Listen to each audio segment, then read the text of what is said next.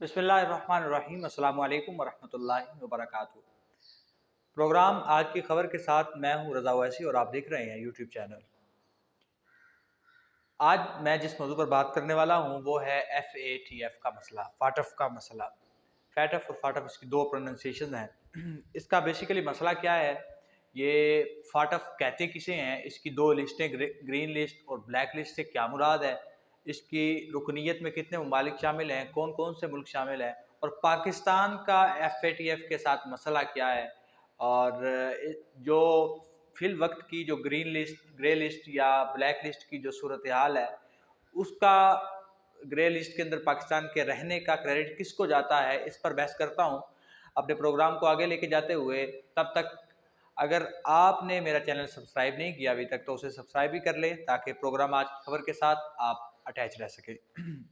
चलते हैं अपनी बात की तरफ। बेसिकली जो FATF है ये एक फाइनेंशियल टास्क फोर्स है। ये जो मनी लॉन्ड्रिंग है, जो गैर कानूनी पैसा है, जो गैर कानूनी आमदन है, उसको रोकने के लिए हमारे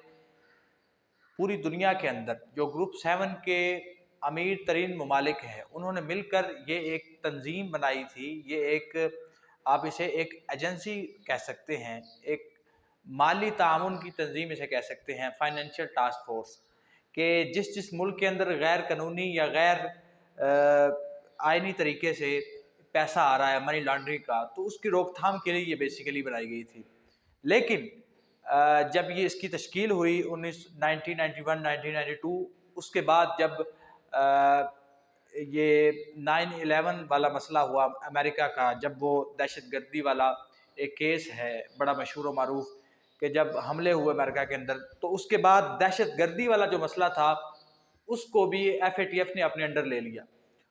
उसके बाद दहशतगर्दी के जितने भी मसाइल थे उसको भी FATF डिस्कस करने लगी, और दहशतगर्दी की रोकथाम के लिए जो है वो FATF ने अमल करना शुरू कर दिया, और FATF ने बाकायदा एक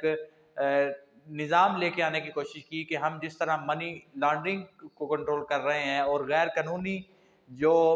मुल्क पैसा ले रहे हैं या गैर कानूनी तरीके से जिन ममालिक के अंदर पैसा आ रहा है, मनी लॉन्ड्रिंग हो रही है, जिस तरह हम उसे कंट्रोल कर रहे हैं इस तरह दहशतगर्दी को भी हम कंट्रोल करें। तो 2001-2003 के बाद ये दहशतगर्दी वाला जो मसला था, ये फाइनेंशियल टास्क फोर्स, फाटफ जिसे कहते हैं, FATF फोर्स ने ये लिया, और इस तरह दो मसाइल जो है, दहशतगर्दी का मसला और मनी लॉन्ड्रिंग, गैर कानूनी तरीके से जो पैसा किसी मुल्क के अंदर आता है या कोई फ़र्द किसी मुल्क के अंदर मनी लॉन्ड्रिंग करता है या गैर कानूनी तरीके से पैसा मंगवाता है, तो फाटफ या FATF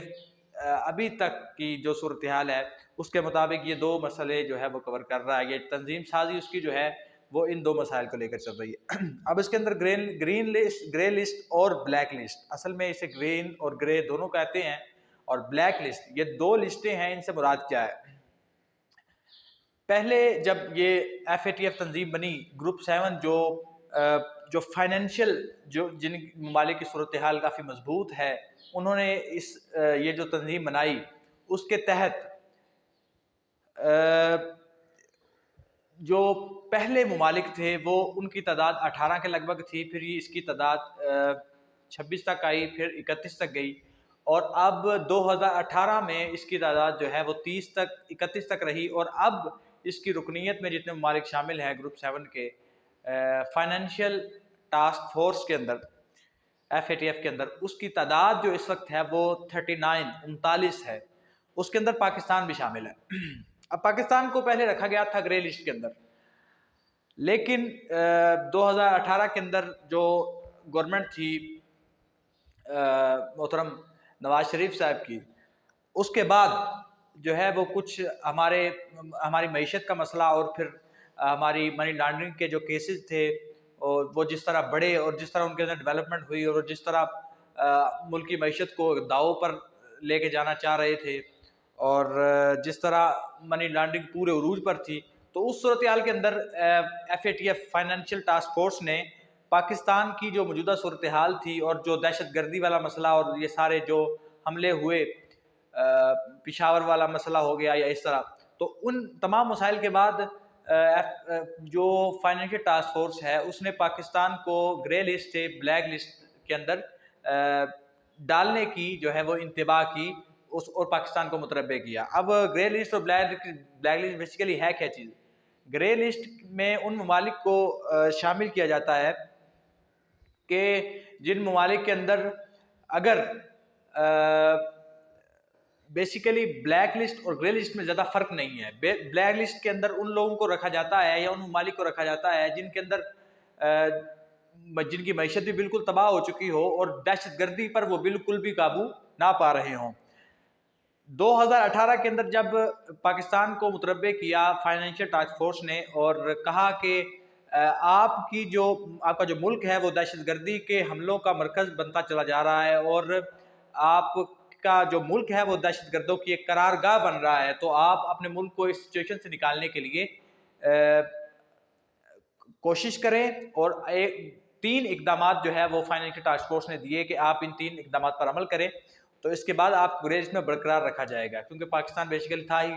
ग्रे लिस्ट के अंदर। तो उन्होंने कहा कि अगर आप इन 3 जो है वो इकदामात पर जो 3 हिदायत आपको की हैं, अगर इन पर अमल कर लेते हैं तो इसके बाद जो है वो आपको ग्रीन लिस्ट से नहीं निकाला जाएगा बल्कि बरकरार रखा जाएगा। तो ये गालिबन मुतनब्बे पाकिस्तान को किया गया था 2018 के अंदर। अब 2018 के बाद इतना अरसा है, बेसिकली अब 2022 है, तो उसके बाद जो जितनी पाकिस्तान ने कोशिश की और दहशत गर्दों से एक पाक मुल्क बनाने की इस अर्ज़ वतन को कोशिश की और जो मुल्की मईशत को जिस तरह संभाला, कंट्रोल किया, जो अभी इस हुकूमत से पहले इमरान खान साहब की हुकूमत से तहरीक इंसाफ की, तो उस गवर्नमेंट के अंदर उनके पूरे टीन्योर के अंदर जितना उन्होंने अरसा गुजारा इस दौरे हुकूमत में, तो जितना उन्होंने कंट्रोल किया मुल्क की मईशत को या दहशत गर्दों से पाक करने की इस मुल्क को कोशिश की, तो उसकी सूरत हाल को भांपते हुए, देखते हुए, जांचते हुए फाइनेंशियल टास्क फोर्स ने ये खुशखबरी, ये नवीद सुनाई है कि हमने पाकिस्तान को ग्रे लिस्ट के अंदर ही जो है वो रखने का फैसला किया है। लेकिन एक शर्त लगाई उन्होंने कि हम इस शर्त पर पाकिस्तान को ग्रे लिस्ट के अंदर रखेंगे कि हम दौरा करेंगे मुल्क की सूरत हाल का पहले, और फिर दौरा करने के बाद सूरत हाल को देखने के बाद, जांचने के बाद हम ये कन्फर्म करेंगे कि पाकिस्तान को ग्रे लिस्ट के अंदर ही रखा जाए। अभी तक उन्होंने सिर्फ ये एक नवीद सुनाई है कि ग्रे लिस्ट के अंदर ही पाकिस्तान को रखा जाएगा। अब इस पर जो सियासी कशमकश जारी है और जो इस पर बातचीत कर रहे हैं हमारे सियासतदान और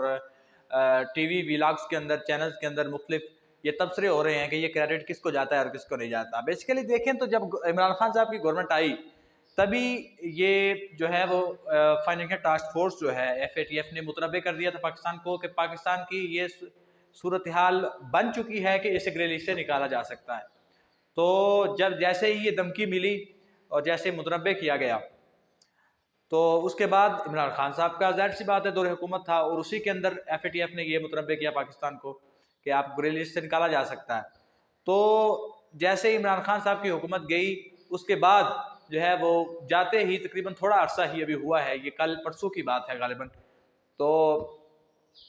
पाकिस्तान को जो है उन्होंने नवीद सुनाई है खुशखबरी की कि आपको ग्रे लिस्ट के अंदर ही रखा जाएगा और ये कन्फर्म बाद में किया जाएगा अक्टूबर के महीने में। अब अगर देखा जाए तो गवर्नमेंट का तहरीक इंसाफ की गवर्नमेंट शुरू होने से पहले, शुरू होने के फ़ौरन बाद ही जो है वो मुतरबे किया गया और पूरा जब उन्होंने अरसा गुजारा, मुल्क की मईशत को संभाला,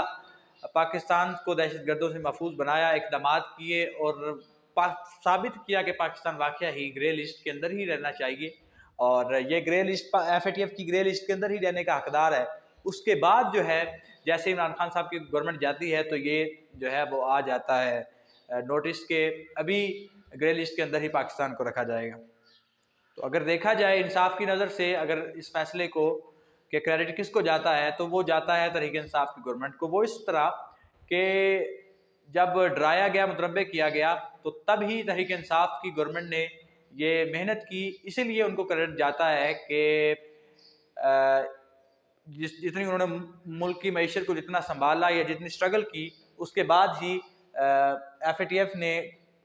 पाकिस्तान को ग्रे लिस्ट के अंदर रखने का फैसला किया है और ज़ाहिर सी बात है जितना उन्होंने अरसा गुजारा है, तरक्की के मराहल उन्होंने तय किए हैं, तो ये क्रेडिट भी बेसिकली उन्हीं को जाता है। अब अगर दूसरी तरफ देखा जाए तो क्योंकि ये अभी शहबाज शरीफ साहब चूँकि वज़ीर-ए-आज़म है और बेसिकली पंजाब के अंदर भी उन्हीं की हुकूमत ही है, तो एक मुल्क की सरबराह होने की हैसियत से और मुल्क की जो है वो अमीर होने की हैसियत से, अभी एक हाकिम होने की हैसियत से, अभी जो पाकिस्तान के लिए खुशखबरी है, पाकिस्तान के लिए खुशी की बात है, खुशाइंद है, तो वो ज़ाहिर सी बात है एक अमीर के लिए, हाकिम के लिए भी खुशखबरी और खुशाइंद है। तो उनका मुबारकबाद देना एक बिल्कुल जो है वो एक अच्छी बात है और एक अच्छी जो है वो एक खुशी का इजहार है। लेकिन बात ये है कि क्रेडिट ले लेना किसी की मेहनत का, ये पाकिस्तान के लिए तो अच्छा है ही, लेकिन जिस बंदे ने मेहनत की है या जिस बंदे ने स्ट्रगल की है या जिस टीम ने स्ट्रगल करके मुल्क की मईशत को संभाला है और FATF की हिदायत पर पूरा उतरने की कोशिश की है, तो क्रेडिट बेसिकली जाता